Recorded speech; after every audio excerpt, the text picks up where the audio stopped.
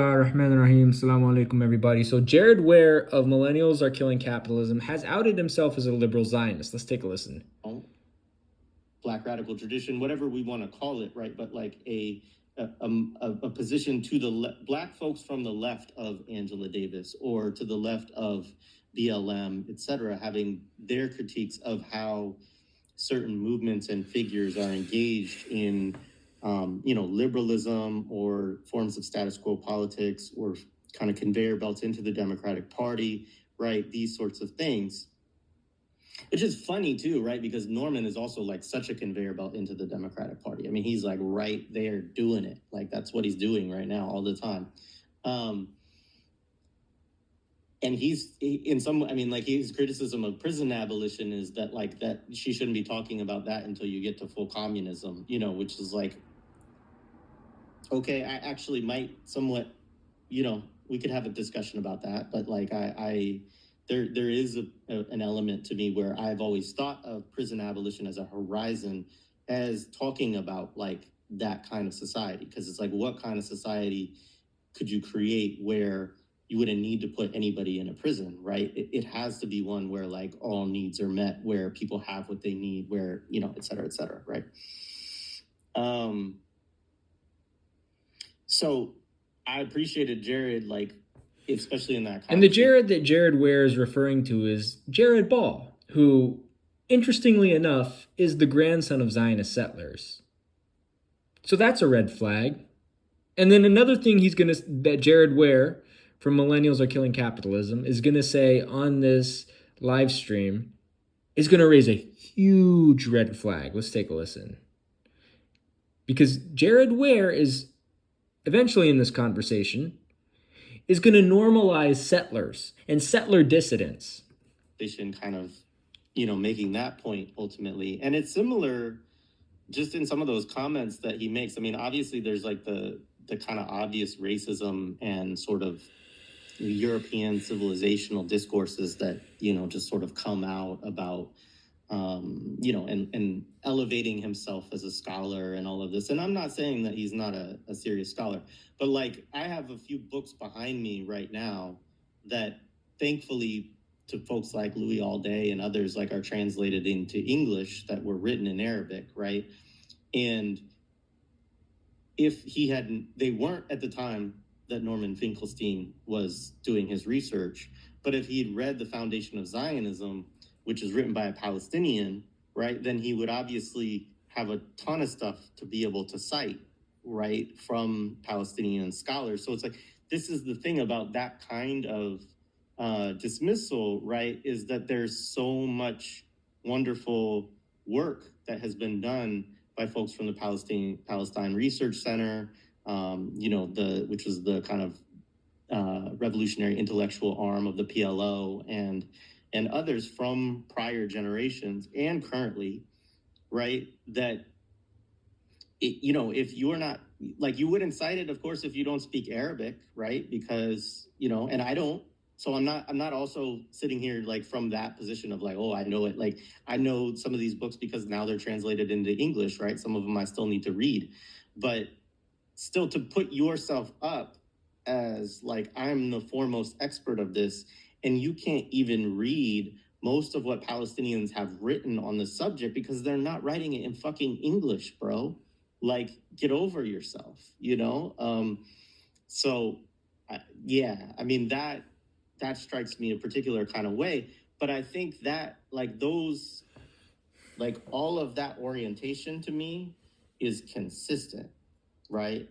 And the other thing about the identity politics thing that bothers me is that he is platformed because of identity politics, right? Like, it's just the fact that he is Jewish and that he is white, those are the identity politics that lead to his excessive platforming, right? And look, I think there should be Jewish voices. I think there should be even critical Israeli voices. I think there should be Israeli voices that are, John Brown, right? We don't see that, right? But again, so this is the issue. Jared Ware is hyping up settler dissidents. Zionist settlers are settlers no matter their ideology. When Jared Ware says that he thinks there should be settler voices that are critical, he is normalizing Zionism, right? And remember this conversation, and this shows you how two-faced Jared Ware is. Remember this conversation that he had with Bana Abu Zallaf and Lara Kilani from the Good Shepherd Collective? But you're speaking about some different segments, which are segments that might see themselves as so-called allies, which we have ally politics in the United States too, so people understand that concept, I think. And so, yes, say a little bit about kind of what you were directly addressing, and also just help people understand a little bit about kind of who these people are, how significant are they within Israeli society as well. Yeah, I wanted to say thanks so much for this question, Jared, because I think we can't say enough about it. I think it's really important. And I think we kind of started to get into it a little bit in the last interview, but I'm always happy to talk about it because it's such a prevalent problem. So just like first, because you brought up the bit about there's a large percentage of Israeli society that approves of what's going on or wants it to be even more aggressive. So I got some statistics up. There was a poll in January. At the time, the official number of martyrs that was being reported was 25,000. 88% of Jewish Israelis polled in January believe that the number of deaths is justified. And then in February, there was a poll by the Israel Democracy Institute in which 63% of the respondents opposed a proposal for the state to agree in principle to the establishment of an independent, demilitarized Palestinian state. So I'm not going to go into what even we could imagine would be an independent, demilitarized Palestinian state at this point, or what, Israelis might imagine that to be. But I think it's really important because I think there are folks that believe Netanyahu is this fringe, violent, horrible person. And so are the people we named like Smotrich and Ben Gvir. And yeah, we can see how Israelis really think because they show us all the time. And I think they don't just show us all the time in these kinds of polls, right? I mean, one of the things that I think even for me and people around me that was surprising maybe is kind of realizing how deeply entrenched all Israelis are, in their connections to the genocide machine that's ongoing. Because even if you yourself, obviously not you, but even if an Israeli themselves is not, in Gaza or part of the machinery or in the military, everyone has a family member who is in the military, was in the military, they were in the military, or in another way in civil society, they're supporting what's happening. So even for the folks who we might consider like the fringe left, there are all of these structural connections and folks that are not going out of their way to distance themselves from that, to condemn that, to express, aggressively, or I don't want to say aggressively, but to express very clearly their opposition to that, are not, are not opposed to it in practice. So I think that's just important to say. But the threat itself was in response to a really long post by an Israeli journalist who's reached some prominence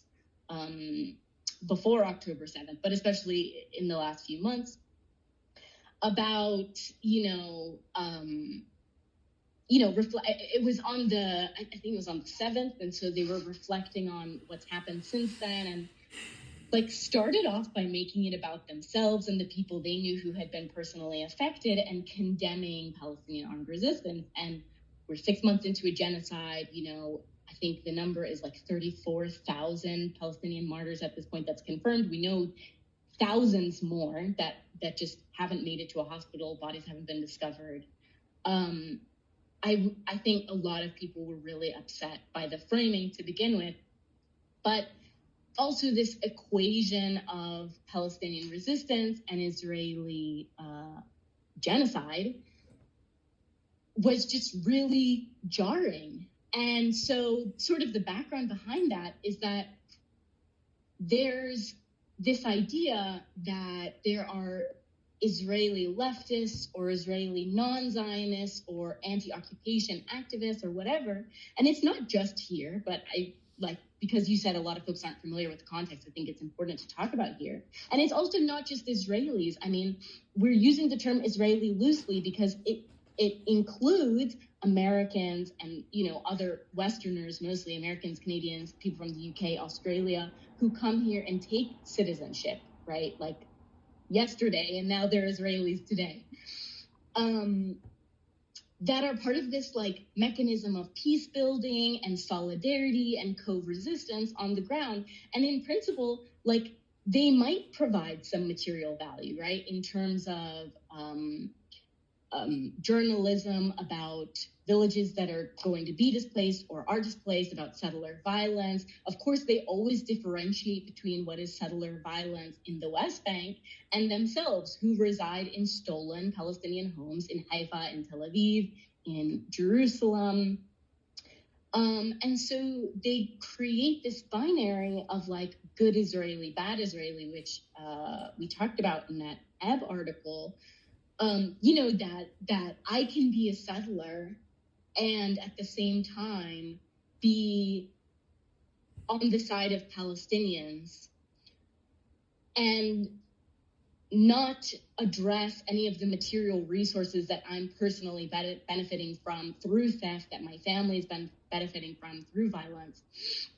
And there are a number of organizations. So like just to name some of these organizations, there are organizations on the ground like the Center for Jewish Nonviolence, like Achvat Amim, but there are other like normalization organizations that benefit from these interactions, like Combatants for Peace, Seeds of Peace. I'm trying to think if there are any others that I really want to name at this moment. I'm sure they'll come to me. But so, there's a whole like funding scheme around these folks, and they're always engaged in normalization, and they're always peace now. Thank you, Bana. Peace now. And they're B'Tselem, and they're always engaged in this like funding scheme where they have to have Palestinians, right? Because they're peace organizations, so they have to have Palestinians. They find vulnerable Palestinians who they can, who are willing to say things for protection, for funding, for all of these different material resources.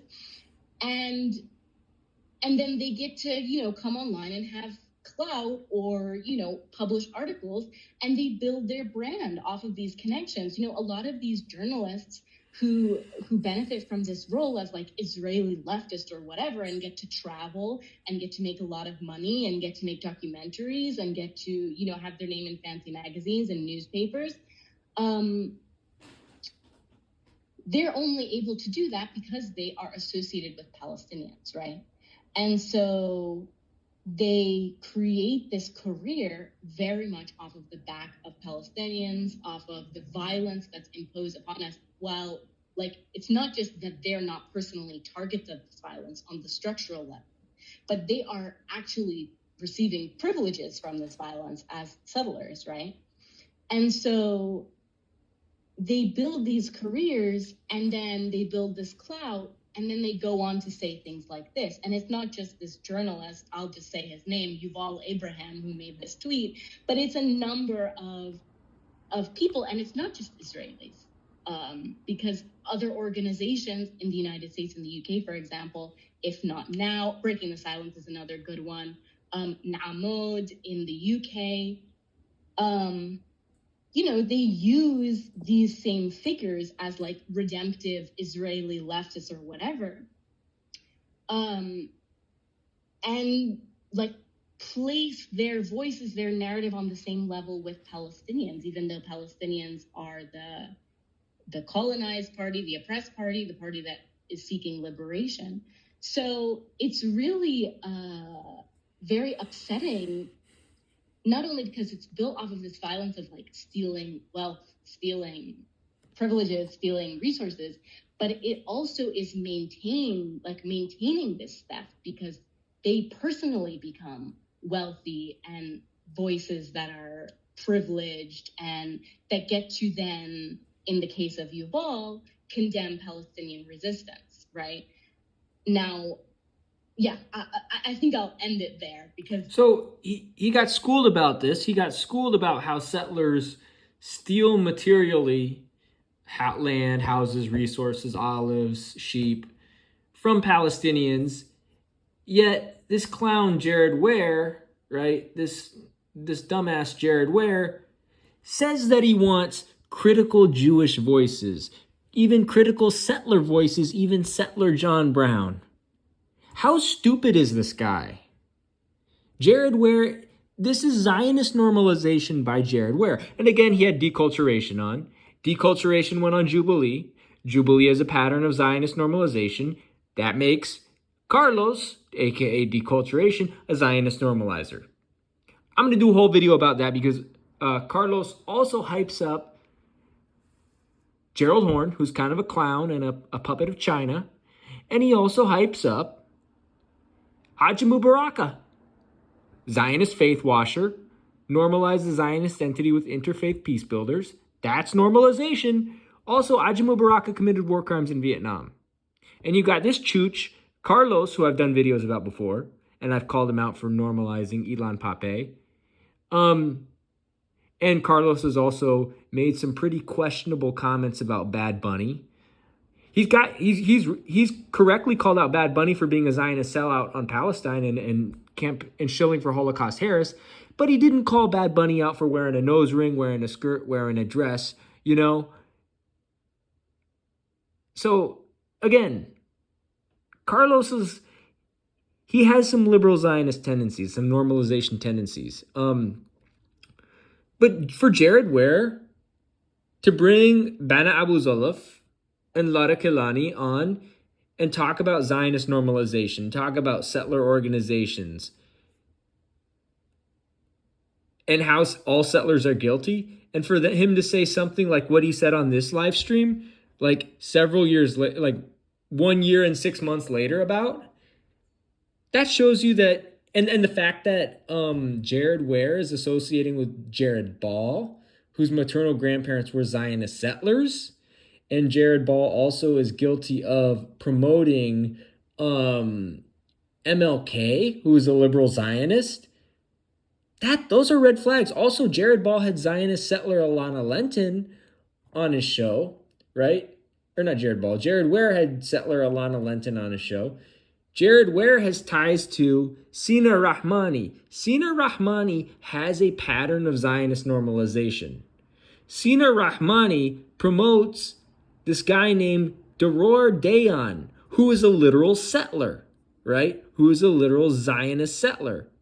And he's promoted the guy on 3 different opportunities, 3 different occasions. That's a pattern. That's a pattern of Zionist normalization. So the fact that this guy, Jared Ware, verbally normalized Zionist settlers in this clip that we played on this video, even after having multiple conversations with the Good Shepherd Collective, that gives me probable cause to believe that Jared Ware is a liberal Zionist. Let's see what else they had to say. But I'm not opposed to the existence of the discourse and to the people having the contradictions and the debates and people critiquing and debating and all of that stuff. He's not opposed to the discourse. So he'll willingly have discourse with Zionist settlers like Alana Lenton, or Zionist normalizers like Sina Rahmani, or Carlos from Deculturation. Again, I made videos about a Zionist normalization. And he went on Jubilee, just like Brittany Woods Orison, the sellout, you know? So he's not opposed to verbally normalizing Zionism. this Jared Ware guy, you know, even after he had conversations with Bana Abu Zalaf and Lara Kilani telling him not to normalize it. Let's see what they even had to say afterwards. I just want to emphasize that this violence is not just on the level of really building careers, cultivating resources, cultivating a name for yourself, really becoming a person with material wealth off of this violence, but that is used to delegitimize, to destroy, to tear down Palestinian meaningful engagement towards decolonization. So again, that's another good point, and that ties in, right? Having debates with Zionist settlers and debating the contradictions, as this Chooch Jared Ware says, this Ihmar Jared Ware says, who does it benefit? It benefits the settlers. We don't debate settlers. Again, this guy is a Zionist normalizer. This guy had a conversation with people from the Good Shepherd Collective, particularly Bana Abu Zalaf and Lara Kilani, and they told him no normalization, not even verbal normalization. Yeah, thank you. Yeah, I'll add just something really quick. Just on the epistemic or like the narrative thing of like using the token Palestinian. I thought that was quite interesting. What you said is that a lot of the times, you have these sort of Palestinians that kind of function as tokens in those spaces. They're just used by institutions, whether Israeli institutions or Western institutions, to sort of solidify an idea, usually an idea that is, anti-Palestinian. And there's a really good piece by Ramzi Baroud who talks about this idea of, two types of Palestinians that, that are asked to, by media sources or just asked to speak on Palestine. And usually it's the, status quo Palestinian and the adversarial Palestinian.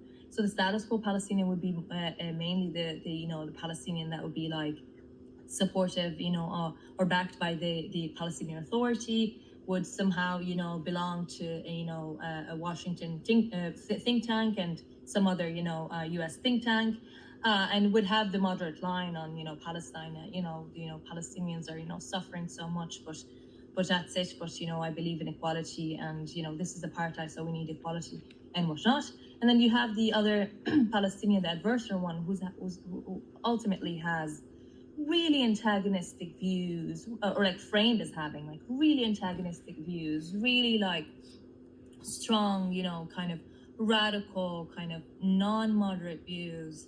And then obviously they're being, they get asked to, come in and talk about Palestine, to be really, shunned by the media, to be, made to look like the dogmatic, other opinion, right? Because you want to sort of make the moderate line looks really like nice and polished, but you want to look to make the other person, adversarial Palestinian, look violent and make that look sort of unpleasant, that opinion or idea that they have, right? And so he writes, Ramzi, like Baroud writes, that this is all made to really solidify and consolidate and legitimize the platform.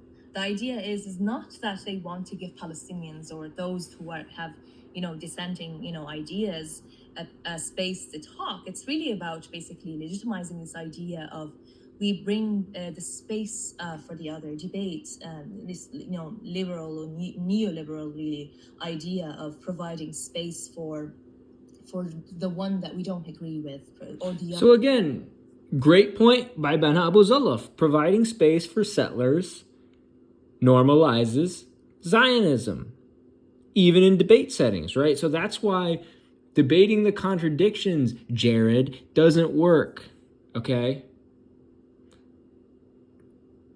From prior generations and currently, right, that if you're not, like, you wouldn't cite it, of course, if you don't speak Arabic, right? Because Zionism, in some kind of principled way, we may talk a little bit about those things and people whose language I don't speak.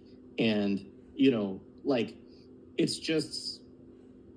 Again, this guy, he took the effort to have Bana Abu Zalaf and Lara Kelani on only for him to normalize Zionism himself. The other, but it's really meant to sort of make the other look even worse. And you have this in so many spaces. Until today, I cannot find any example of someone being invited to speak on Palestine, and unless they're representing each. Like you have to think about it. They're either going to look at make them be either the adverse role, or they're going to be some sort of a person who just speaks about international law, or have some moderate line and really be like sort of in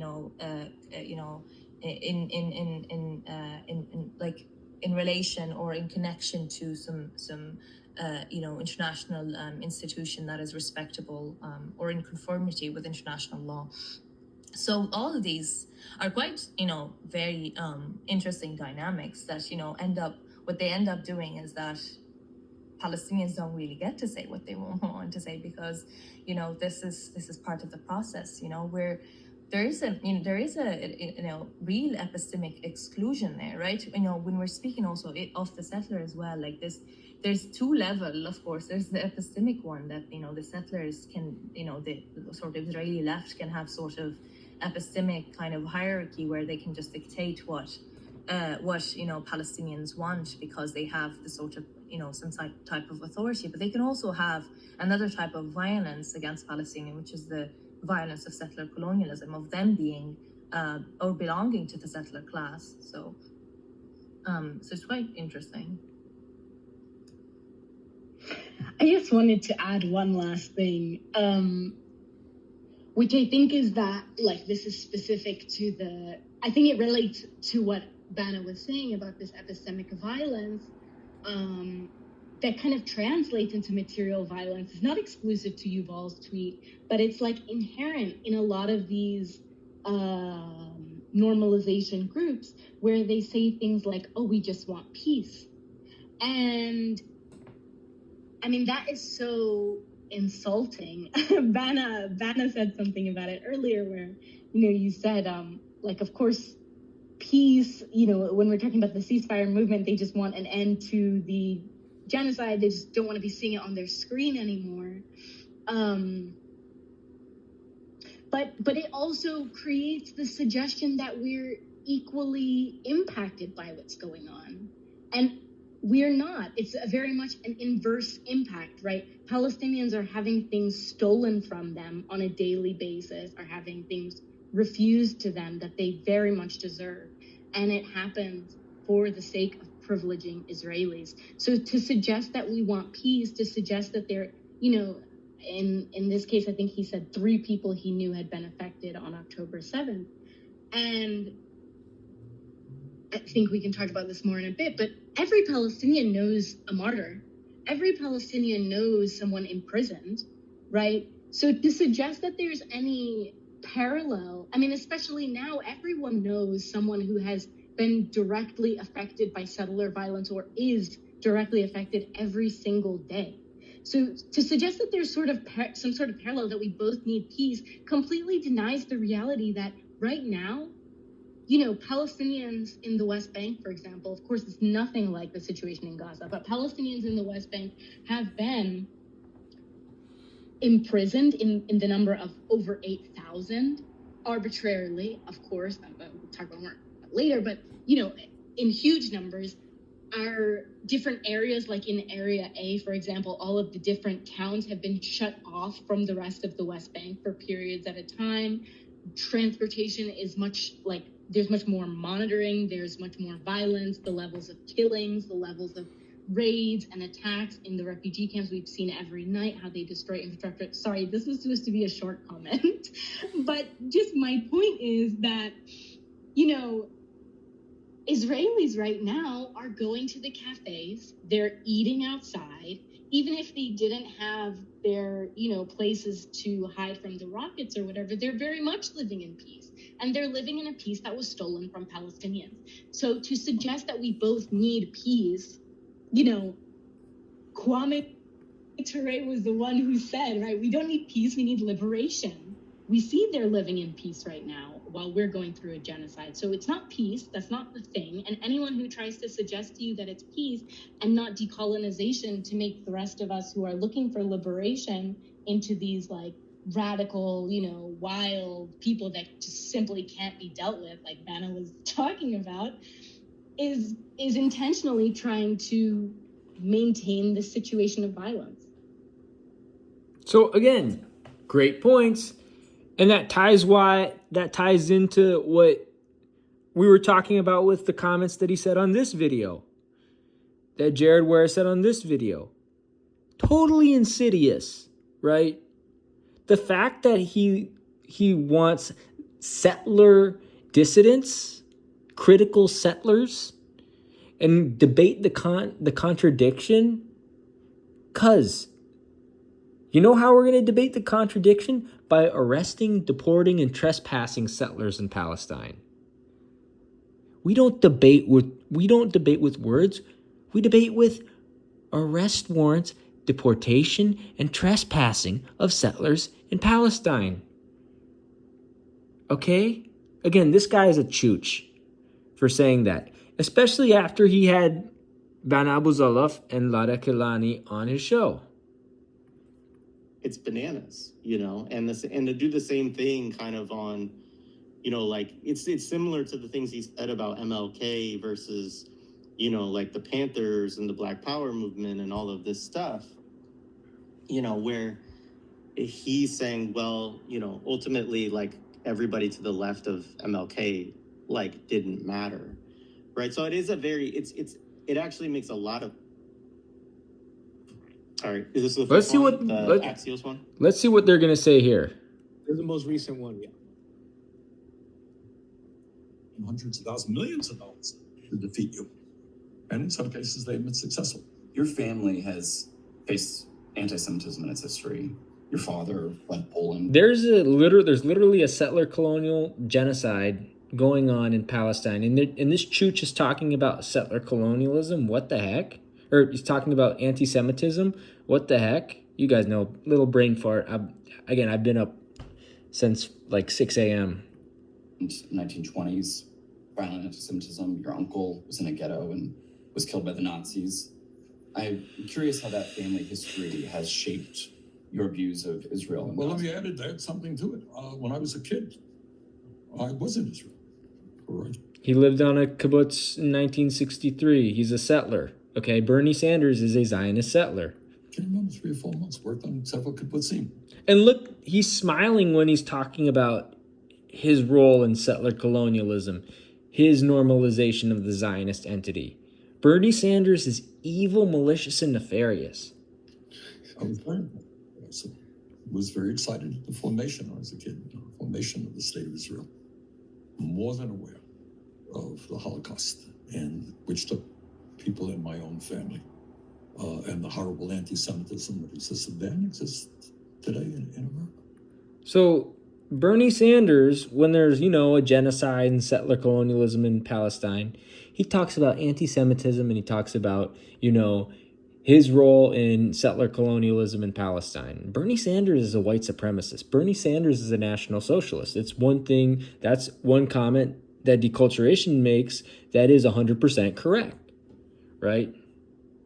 Bernie Sanders is a Zionist settler. Bernie Sanders is a national socialist. Just like Graham Plattner is a national socialist and is an evil human being and a war criminal. Bernie Sanders is a war criminal and an evil human being and a Zionist settler. So I'm proudly Jewish, but that does not mean in any way, shape, we're going to have to talk about anti-Semitism. Support a right-wing extremist government in Israel that is doing horrific things to the Palestinian people. Would you consider yourself a Zionist? No, not within the terms of what Zionism means. No. So he's trying to move the goalposts on what Zionism is. Bernie is a Zionist. Bernie's a two-stater. Bernie believes in settler colonialism in Palestine. Bernie actually is a settler who committed settler colonialism in Palestine in 1963. Bernie is a Zionist, but he's trying to obfuscate it because, again, he's a snake. This guy's a snake. Bernie's a snake. You know, he's two-faced. He's a snake. He's a Zionist snake. Bernie should be in prison because he's a Zionist settler. Okay? Bernie should be in prison in Poland because he's a Zionist settler. Okay? You talked about anti-Semitism in this.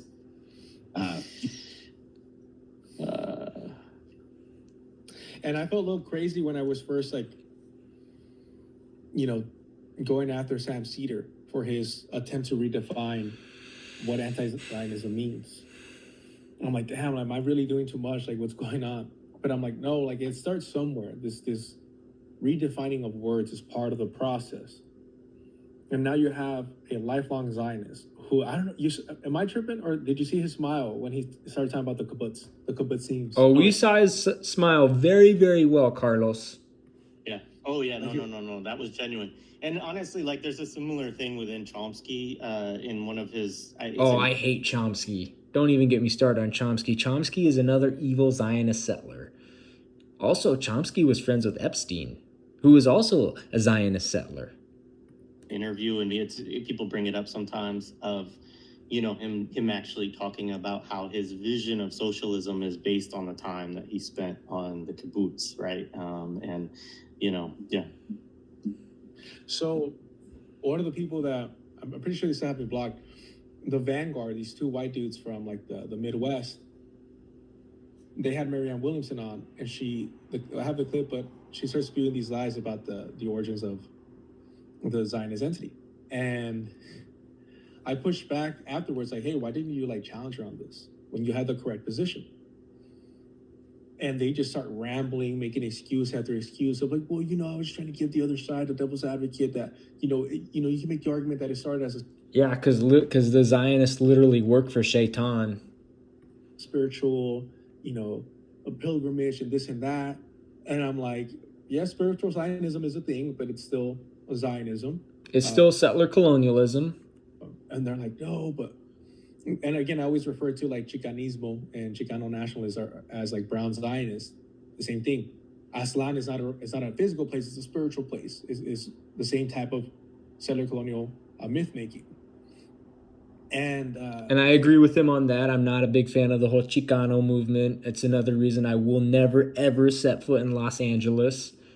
And also, LA sucks. Let's be honest. I'd rather go to Philly, Detroit, or Chicago, or New York.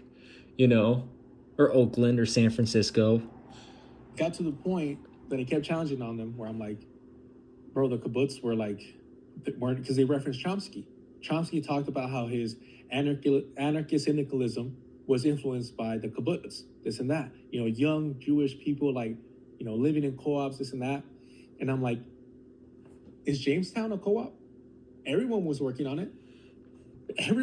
The wives, the kids, the husbands, they all had work to do in these settler colonial outposts. So is that influencing your socialism? No, of course not.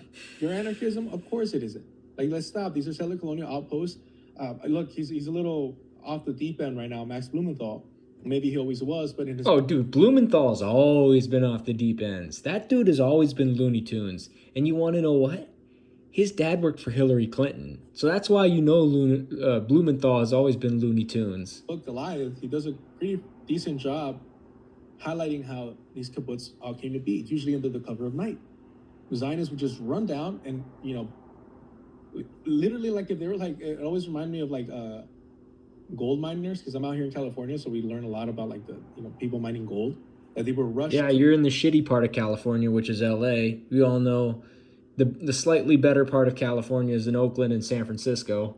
Plant the little flags to be like, this is my block, And that's what it reminded me of, the kibbutz. Like in the middle of the night, they would run down and they would start posting things to be like, this is our area now. We just stole a bunch of land. I don't care how they're fucking operating inside of it. I really don't. I don't care how... I kind of do. I always say, I kind of do. I'm not going to lie. I think there is... Oh, what a chooch. This guy's a chooch. See? Told you he's a chooch. How they operate, for sure. But to glorify it is utter complete bullshit. And so they start pushing this line because of Chomsky. And you start seeing how these, liberal Zionists or left Zionists start to spread the propaganda. And you have complete idiots that want to align with white supremacy, like the Vanguard, Zach and Gavin, pushed that forward. And it got to the point to where they literally ended up blocking me by saying, I think it's fair to say that there were some Zionist, leaders, some founders of Israel that had good intentions. They just went about it. Good intentions? No. Anyone who is a settler has malicious intentions.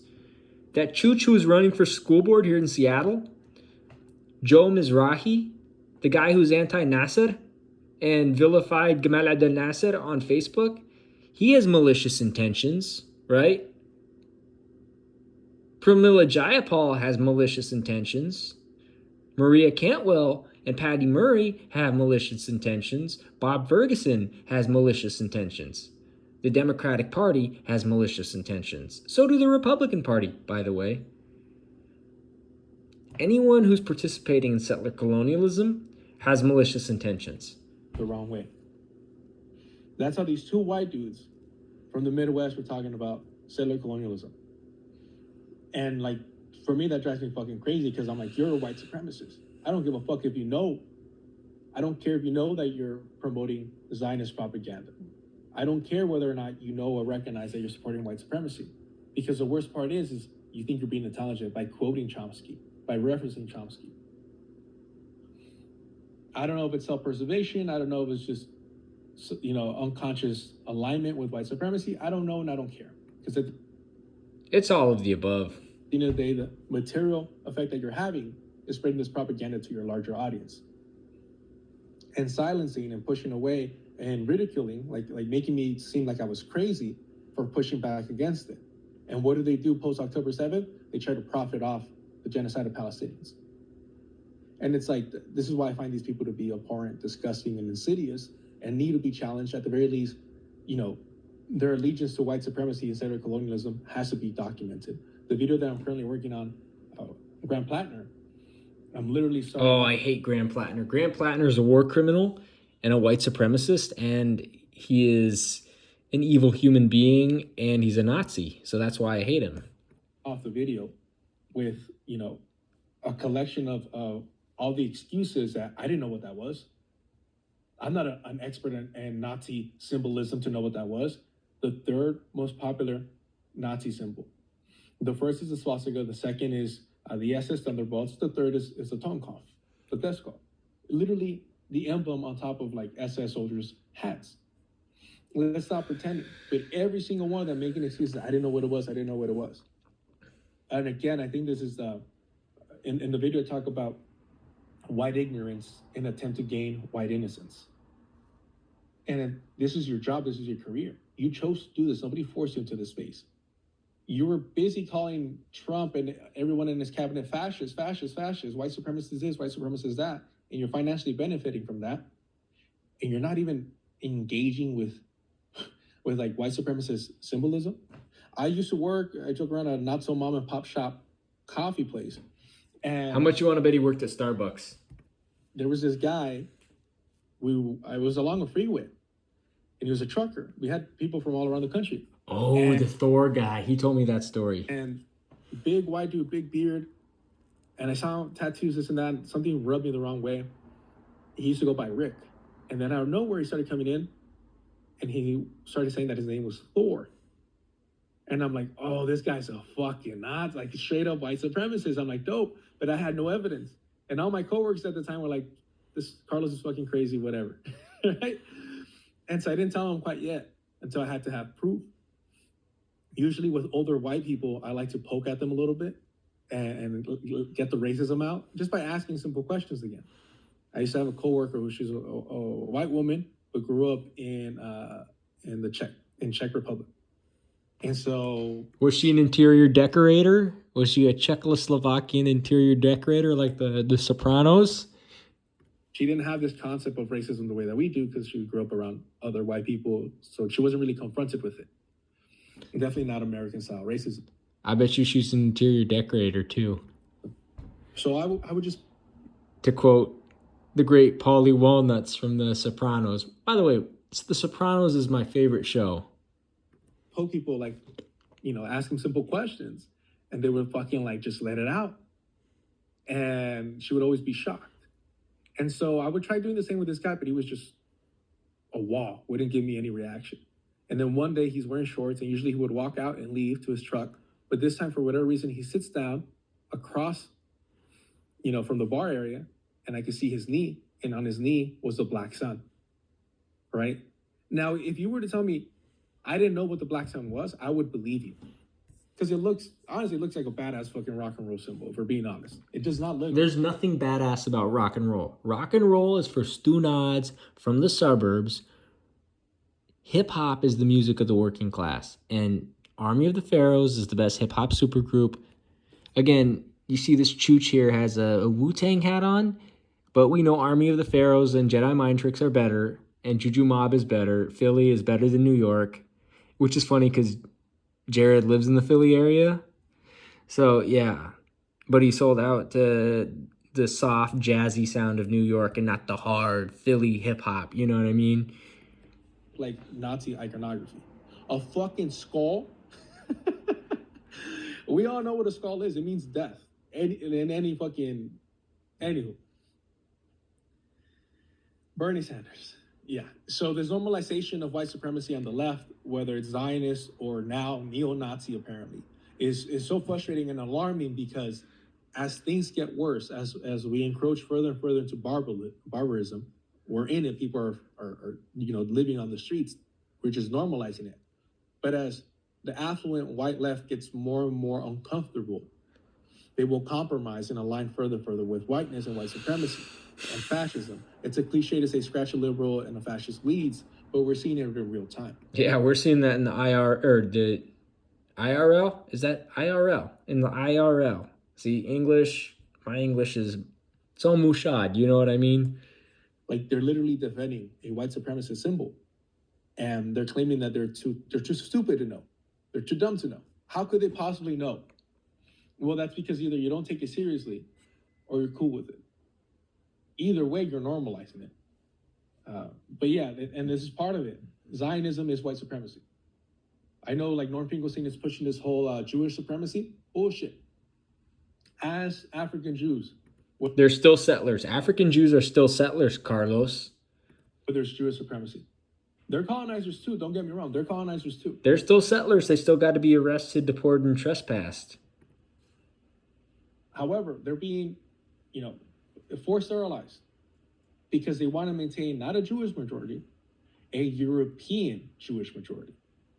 They don't want too many black or brown people there. They don't give a fuck if they're Jewish or not. Look at the Israeli Black Panthers, which is a disgusting name.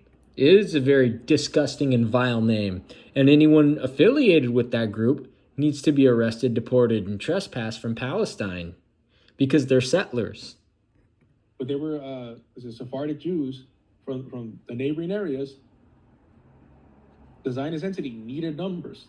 Every settler colonial project needs people, needs bodies to put out there and to occupy literal space from the indigenous. And that's why settlers moved down from Syria into Palestine, because they wanted to be part of settler colonialism and genocide. This population. And then they realize, oh, wait, we're all Jewish, but you're treating us like garbage. You're not helping us. So the socialism, the National Socialism, isn't being extended to us. So we're going to create the Israeli Black Panthers to fight for our rights as settlers. And it's like, bro, like, what more evidence do you need that it's not about Jewish supremacy first and foremost? It might be secondary or third, but it wasn't about Catholic supremacy when the Spanish conquistadors did it. It wasn't about Protestant supremacy first and foremost here. It was about white supremacy. It was about the white man's, mission from God. And it's the same thing with the Zionist entity. Same fucking thing. And so it's frustrating to see the conflation of what it is. And it's not American supremacy. It's not Jewish supremacy. It's white supremacy. That's what trumps all this shit. Because at the end of the day, the Zionist entity could fall, the U.S. could fall, they'll still, embrace white supremacy regardless. And I do think the U.S. has eventually become balkanized. I am a little jaded in that regard. But yeah. I mean, I would say that would be great. I hope the U.S. becomes balkanized. Yeah, I mean, I guess so I don't disagree with you on the white supremacy point.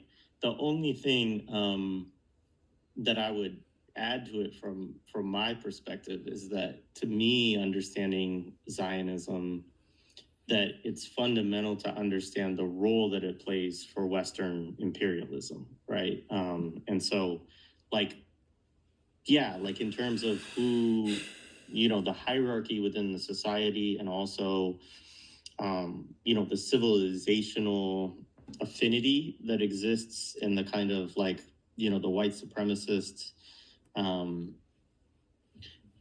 yeah, European civilizational project, I guess, like we could say that obviously this is a big part of that project and of why it looks the way it does and why its policies are shaped the way that they are and all of that. I do think, like, if it wasn't useful to empire, or if empire determined that the costs in doing it were greater than the rewards, that you would see a policy shift on it. Like, just to give examples, like, I think that's ultimately the history of South African apartheid in a lot of ways. I think it's And settler colonialism still happening in South Africa. interesting, like, so there's other settler colonial histories, right, where we could look to, right, where they say, okay, y'all are getting a little bit out of hand. We either have to fight about it, or we're going to, like, just stop supporting you all and you have to figure it out on your own. Whereas, I am convinced that the US and Western Europe in particular see Zionism as existentially necessary to their own global dominance, which, I mean, like, if people want to analyze that through the lens of white supremacy on a global scale, I'm not averse to that. But I think ultimately, from my perspective, it is also about the accumulation of capital and the maintenance of a certain system of how capital flows from the global south to the north. No, to be very clear, and you just helped me realize that sometimes I get a little too hype and I don't make the distinctions clear enough. I'm saying the connective tissue is white supremacy, but the motivational force is absolutely, capital and resource accumulation, Capitalism, without question. scheming off And of yes, they people. will sacrifice each other, and they will suddenly make somebody not white. Or, I mean, look at the way that, again, Ukraine, they're white and they're just throwing them into the fucking to the meat grinder because it benefits capital, it benefits their, And it's a good thing the Chechens are destroying Ukraine, because we don't like Ukraine around here, because their president's a Nazi and a Zionist. geopolitical strategies, without question. And again, I hate Putin as well, because I think Putin is a Zionist and is a chooch. And I don't know why Habib has such a cozy relationship with Putin, but it's something I'm critical of Habib about. And yeah, the Zionist entity is in a place, in a location that is too valuable to abandon, for sure. Whereas South Africa, one, Mandela was a fucking Commodore, he sold out. So was it really a defeat, or just, again, changing in the aesthetic formation of it? So I think they'll make compromises, but in terms of defeat, I think that is a little bit more of a nuanced conversation, because I do view, and this is why all these fucking radlibs are asking for a Palestinian Mandela, or when they're like, stop incarcerating Palestinians who are promoting nonviolence and you'll get your Palestinian Mandela. And it's like, why would you want a Mandela anything? Exactly. Mandela was a sellout. Mandela sold out to the Boers. And that's why there's still settler colonialism in South Africa. Highlights that you don't know, the history of South Africa and how Mandela sold out. The charter, I'm blanking out right now, but my apologies. But yeah, like Mandela, I don't know. Like, for me, I think they were willing to abandon South Africa, because apartheid South Africa, because they knew that they had a figure who was willing to abandon true revolutionary decolonization. But I'm also need to be more educated in that area. Yeah, I need to spend more time on it as well. And I think the only thing I would add from my own perspective is that the 90s are just a fuck. Like because of the fall of the Soviet Union, and people can have different opinions about that, but the reality of Again, I'm anti-Stalin because Stalin was a Zionist. But I do support the Chechens that were fighting against Putin in the 90s. As a kind of global realpolitik is like that, having the Soviet Union, having a socialist bloc allowed alternative bases of support, right? And backers for different types of anti-colonial movements, right? And after the Soviet Union falls, I think it's somewhat, in my view, and again, because I haven't studied it well enough, maybe Mandela is fully, can be read totally as a sellout. Are you stupid? Of course Mandela was a sellout. Again, Jared Ware is not the smartest guy, which is why he associates himself with this guy, Sina Rahmani.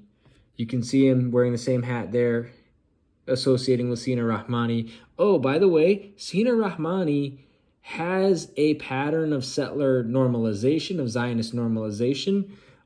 He platformed Dor Dayan, who's a settler, 3 times, right? Literally 3 times. Oh, he also platformed Nora Barrows Friedman, who is a Zionist normalizer. Again, and then he platformed a couple China shells. Oh, Asa Winstanley, Zionist normalizer. Who's this chooch? This chooch that's the China shell. Again, Glenn Dyson, kind of a chooch, right? Abdel Jawad Omar, he said some good stuff, but he's too soft on settlers like Miko Peled, for example, Elon Pape. He's too soft on those guys, okay? Justin Pador, kind of a chooch. Oh, Kyle Ferrana, this guy, the guy looks like a chooch. Look at him. He looks like a chooch. And again, total China shell. Also, Sina Rahmani's a chooch and a liberal Zionist normalizer. This think tank guy, Mateo Capasso, he's platform. It's like Radio Free Amanda, again, Chinese puppet, liberal Zionist. Again, Catherine Liu, Chinese puppet, liberal Zionist. Same thing with Ben Norton. So not a good look for Jared Ware. Definitely not a good look for Jared Ball. Jared Ball is literally descended from Zionist settlers on his mom's side. But not a good look for Jared Ware, given that Jared Ware is, platforming Sina Rahmani, who's a Zionist normalizer. Yeah, so, yeah. And all of that. I know. But Jared Ware, he's kind of a chooch. Based on what he said today or 3 days ago, kind of a chooch, right? He's kind of a chooch. I do understand some of the contradictions, some of the things that he did, for sure. But also, I look at the 90s a lot as a period in which it's hard to say whether it's fully the propaganda around the idea that there is no alternative just becomes so seductive that it takes hold in a lot of ways, because also you can point to things like Venezuela or Zapatismo or other movements that arise in the 90s posing different ways of moving and still. Anyway, it's a whole different discussion. But the point being that, you look at Northern Ireland, you look at the South Africa, you look at Oslo, you look at the accords that are signed within Yugoslavia and across Eastern Europe and so on, like that, it was a time where movements felt compromised and made compromises, and it's worth, I think we've been talking about it a while on here. I think it's worth a whole series at some point about each of the peace accords and what how deeply can you study them and critique them? I think in hindsight, we can all say that for all of them, you know, if people thought that those were paths forward that would help them out, we can all say that like that didn't work. Right? So it's like in the context of the time, I think it was a little bit more believable for some of these groups that like, okay, we're going to try this and maybe it will allow us to maneuver in a different way and keep our stuff moving forward, and we can, you know, attack these systems or whatever in a different way. And, you know, that didn't happen. Yeah, that is definitely a larger conversation, because I do know there was also like, you know, critics of those figures that were compromising. Sure, I always talk absolutely. about like, yeah, like for me, like we dehumanize what compromising means so much. Like for example, right now with the whole SNAP benefits being removed for was it 42 days or something like that?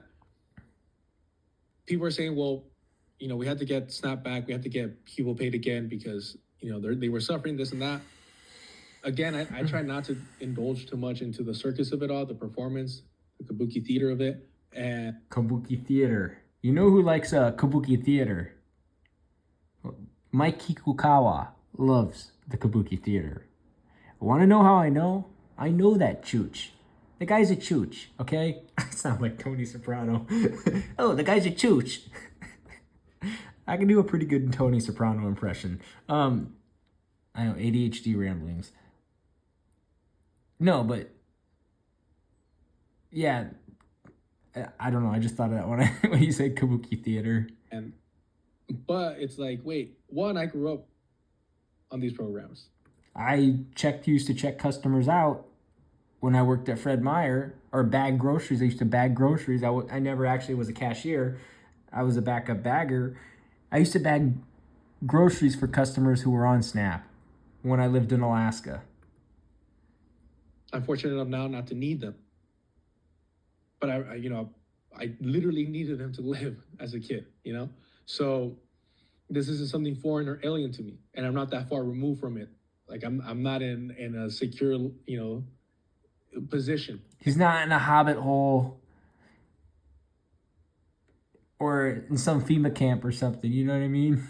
Economically. Living paycheck to paycheck and all that stuff. So that's what I was saying, specifically Sam Cedar.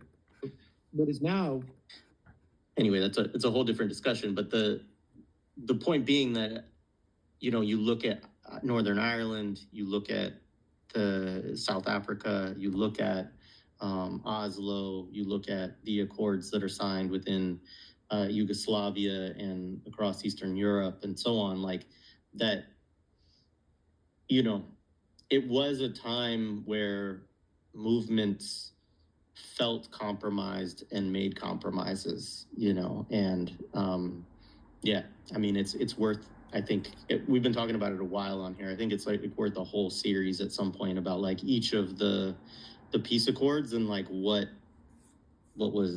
how deeply can you study them? that Israel has a right to exist. They had a figure who was willing to abandon true revolutionary decolonization. But I'm also need to be more educated in that area. You know, because of the fall of the Soviet Union, and you know, people can have different. I'm fortunate enough now not to need them, but I literally needed them to live as a kid, you know. So this isn't something foreign or alien to me, and I'm not that far removed from it. Like I'm not in a secure, you know, position economically. He doesn't live in a hobbit hole.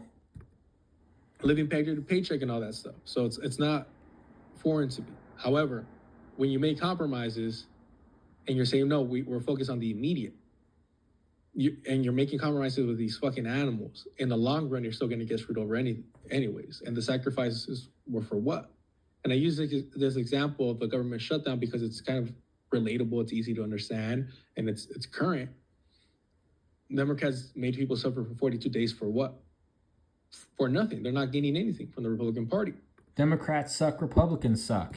But their excuse is people are hungry, people are struggling. Yeah, and they're going to struggle and be, you know, in a more difficult situation. They're going to struggle no matter what. afterwards, in the long run, after you already made them suffer in the short run, in the long run, they're screwed either way. In the immediate future, some people will be helped, but we understand that this compromise literally means people starving, literally means people going homeless, people being forgotten about, and that suffering becomes normalized. And so that's my issue with while at the same time participating in very practical work that requires demands. Yeah, which is what keeps me really angry and frustrated at all times, because I see how much is left on the table, and Frustrated. and how desperate people need it, and how much they're working. I know you said you have a heart out. I don't know if you want Yeah, to we got continue on about the or if we you got want about to, 30 minutes. We got about yeah, if 30 you want to minutes tell left. also the majority report, the little debate that I had with them, I always like to highlight that because it just really does highlight the way that these people pretend to be, allies to Palestinians while speaking out of both sides of their mouth. Is it the first one of the majority report ones? Let's see here. You got let me make sure. two there, it looks like. Yeah, I got two. Let me make sure the first one is the first. Of the right to safety, of course, because it does exist, and because people why would live you there. conflate those That's two why they have things? the right. Because saying that it Emma Viglin's an idiot. Also, Sam Cedar's an idiot. They're both Zionists. They're both National Socialists. They're evil.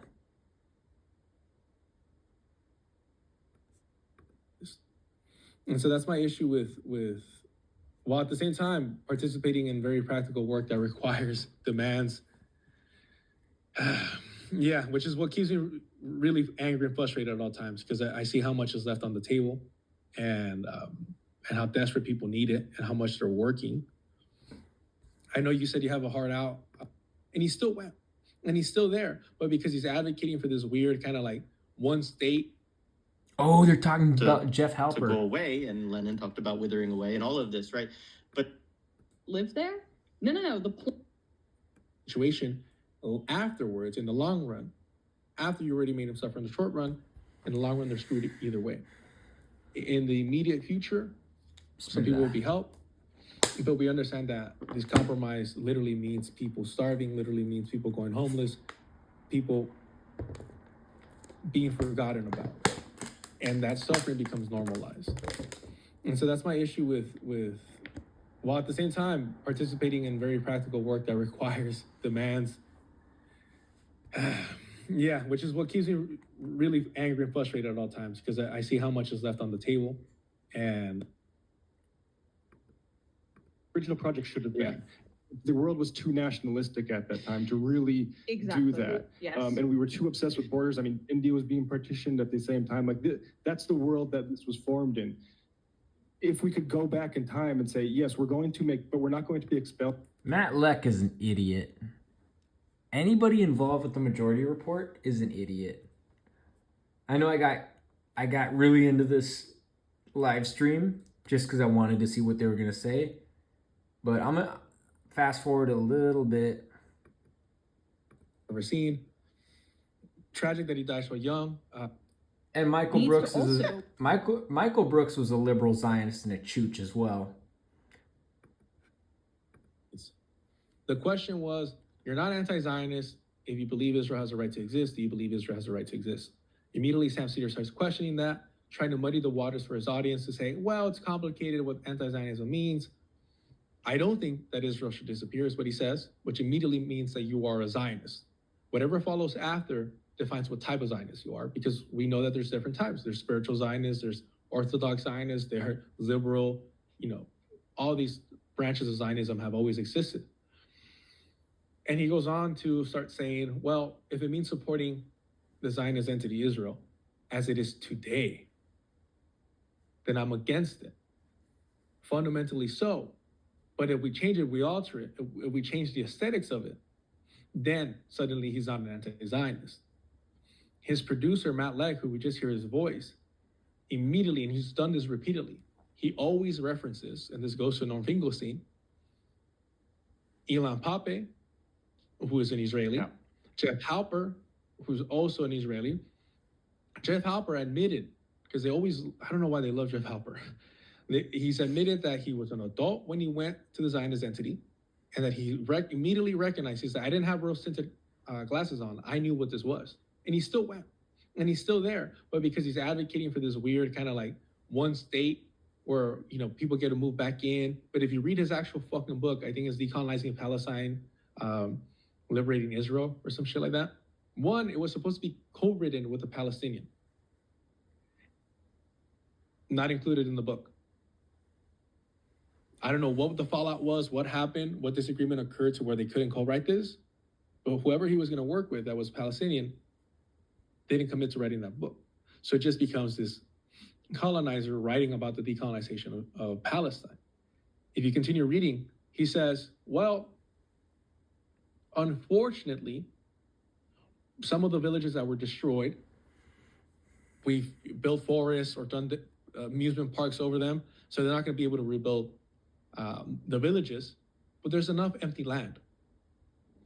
So basically saying, nah, I'm your ally, but I don't support you destroying what we build upon the destroyed villages, your villages. What if Palestinians do want to return to home and rebuild as they have the right to? What if they're like, no, like we're going to rebuild what you destroyed? And Jeff Halper's over here saying, don't worry, there's more empty land. Empty land is always, the best land does not get left empty. All right? Like, it's never been the case. Colonizers do not preserve shit. All right? Despite like national parks, this and that, Sam Cedar, shout out to Sam Cedar for saying that he thinks he opposes land back, but he thinks indigenous people should have the national forest back, which is some weird ass like native, romanticism. That's some literal Jeff Halper shit, right? To think that, oh no. Again, you can't trust people like Sam Cedar, and apparently you can't trust Jared Ware. They have the national parks back. That'll be nice. They'll appreciate that. So I called in and I debate them, and I only include this section because it's a longer debate because it made me laugh, and I hope it makes y'all laugh because the conversation's been all over the place, a little heavy, but just to highlight how devoted they are to Zionism. What is the first thing a Zionist does when you criticize the Zionist entity? They claim that you're anti-Semitic. So this is the second link. I want to make it very clear. No. Of being self-righteous indignation. I'm not being. No, dude. You in this conversation, listen. I get what you're saying. I understand what you're saying. You're saying that there must be a total overthrow that must take place. That all of the European implants that have come in and colonized this must be completely disempowered in that first instance in setting up a new Palestine, let's call it, just for the sake of it. We don't know what the name of it would be, but let's just assume it's Palestine. And you're saying, and unless that happens, it is not a legitimate decolonization process. And I am conceding this point to you. Yeah. I don't know what else you want me to tell you. I happen to think. The issue is why not promote that? Because I think promoting that is a pipe dream. Yep. It is completely. Yeah, Emma Viglin's an idiot. Sam Cedar's an idiot.